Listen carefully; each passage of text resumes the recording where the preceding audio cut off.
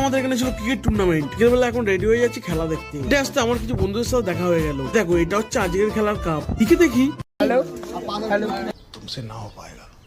মানে আসতে একটু দেরি হয়ে গেছিল, এখন ফাইনাল খেলা শুরু হয়ে গেছে। খেলা দেখতে দেখতে একটু বোরিং হয়ে যাচ্ছিলাম, তাই বাচ্চাদের সাথে একটু মজা করছিলাম। কি করে